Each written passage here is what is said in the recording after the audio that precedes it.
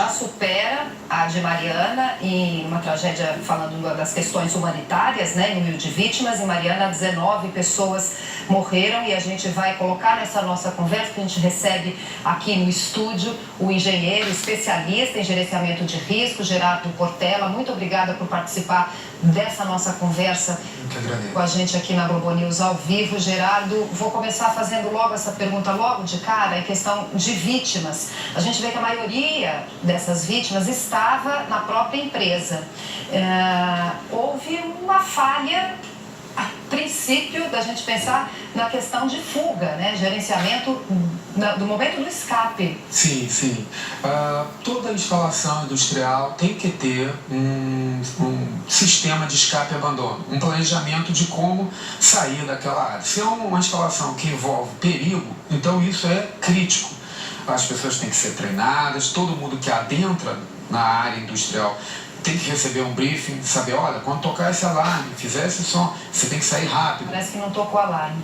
Então, aí já é um ponto de interesse para a investigação, analisar como era o procedimento de escape e abandono, como era o alerta, se tinha um primeiro sinal, se tinha um sinal diferenciado quando a coisa é mais grave ou é uma preparação. Tudo isso é uma coisa de rotina para a área industrial, mesmo aquelas que não são perigosas. Imagine uma área tão perigosa como essa. E o maior número de vítimas, até o momento, esse número está concentrado, né, numa região, num prédio operacional deles. Então, realmente se constitui numa falha de escape e abandono, que a investigação tem que olhar isso com muito critério, muito cuidado, para que não se repita, né? Eles têm outras instalações. Por que aconteceu isso? Por que demorou a avisar? Por que não entrou o alarme? Por que não saiu tão fácil? Então, isso aí é um ponto de interesse de investigação. Gerardo, outra questão que a gente também já abordou anteriormente é se você está falando do ponto mais crítico, né, onde possivelmente estão as vítimas, né, em maior número, é justamente na área administrativa e no refeitório. Há críticas também sobre essa área administrativa, esse refeitório está grudado na barragem. Esse pode ser também um outro problema, uma outra falha?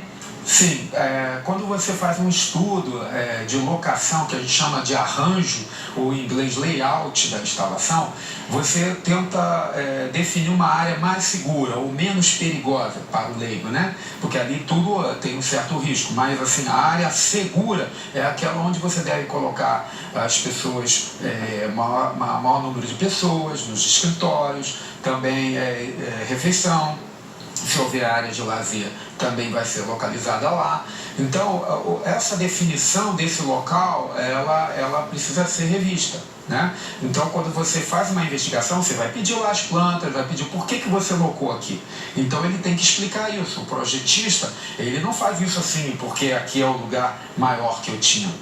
É maior, é seguro ou não é seguro? Se ele só considerou a questão de espaço, ele falhou no projeto. Ele tem que considerar o local adequado dentro do perigo com o qual ele tem que lidar, para você não concentrar pessoas do lado do problema.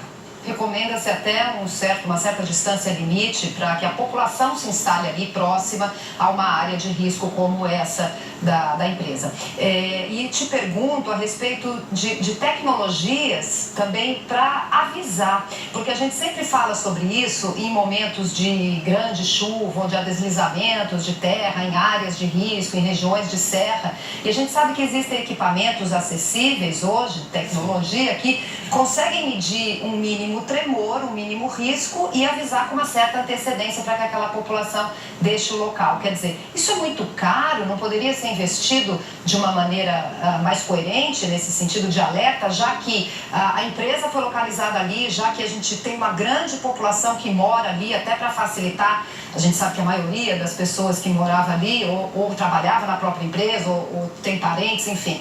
A gente sabe que isso acontece, a concentração das pessoas ali perto de uma grande empresa. Sim, Beth. Nós não estamos falando de uma empresa qualquer. Exatamente. É uma das maiores do mundo que defende ter uma tecnologia, e realmente tem muita tecnologia no que faz, tem uma história, né? Tem toda uma história, e a gente está na época da revolução digital. Então hoje existe uma infinidade de recursos para você monitorar as pessoas. Existem equipamentos, a gente tem cartões, crachás com chip que consegue detectar. Então hoje a gente saberia exatamente onde está cada pessoa. Isso já é utilizado no Brasil em algumas instalações. E recursos para fazer monitoração, tá?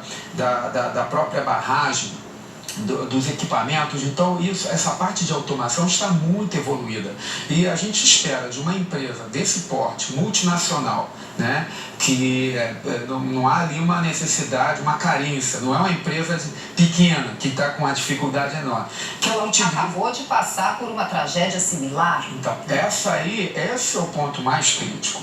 As lições não foram aprendidas, porque depois de um acidente grave como esse, é tanta infelicidade, tanta frustração técnica e também para as pessoas envolvidas que perderam bens, patrimônio, para o país, para a economia, que se a gente não aprende as lições, então não se ganha absolutamente nada. O pouco que se ganha é o aprendizado. E aí tem aquela questão de fazer a abrangência, que tecnicamente a gente chama de abrangência, é quando você chega às conclusões da investigação, você replicar aquilo até para os seus concorrentes, porque não é interesse de ninguém, nem que o concorrente passe por isso, porque eu garanto que os concorrentes estão preocupados com a imagem de suas barragens na sua cidade. Então o trabalho é todo feito, e tem que ser feito com abrangência, tudo isso são pontos de interesse para os investigadores nesse momento. Pedir essas informações, como foi repassado os resultados da investigação. Queria tentar repercutir com o senhor uma reportagem que foi publicada pelo jornal O Globo, que diz o seguinte, um relatório divulgado no ano passado pela ANA, que é a Agência Nacional de Águas, afirma que apenas 3% das 2.092 barragens cadastradas no país foram vistoriadas ao longo de 2017. Esse trabalho é realizado por 31 órgãos de fiscalização e de segurança. De acordo com esse dado aqui do jornal O Globo, baseado nesse relatório da agência ANA, quer dizer, fiscalizar 3% de 24 mil é muito baixo, né, professor? É muito pouco.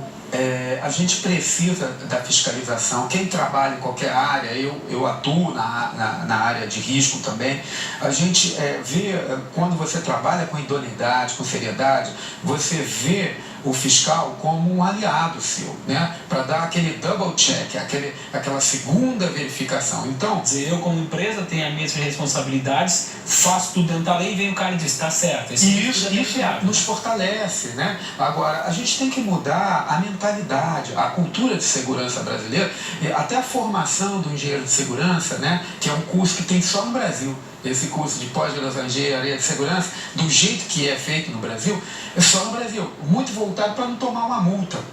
Muito voltado em se defender e não fazer a parceria para evitar o grande acidente, a catástrofe. Então isso é uma mudança cultural, a gente está num momento de mudança de governo, seria uma oportunidade da gente realinhar os esforços no sentido de mudar essa visão, essa cultura de contrapontos que precisam ser, na verdade, uma cultura de um fortalecendo o outro.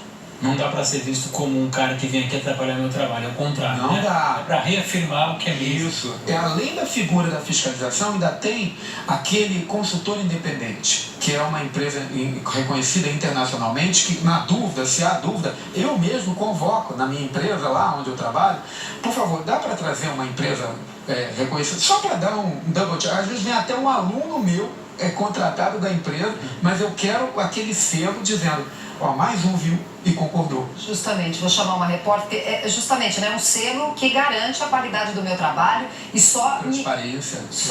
Me valoriza no mercado, inclusive, né, professor? Vamos chamar agora a Liliana Junger, que ela está falando lá de um outro ponto. Realmente é muito dramático mesmo, Diego, a gente vem acompanhando os relatos que você está trazendo para cá e a equipe de reportagem, realmente muito dramático. A gente sente também a solidariedade entre essas pessoas que perderam parentes, perderam amigos, perderam casa, enfim, as economias.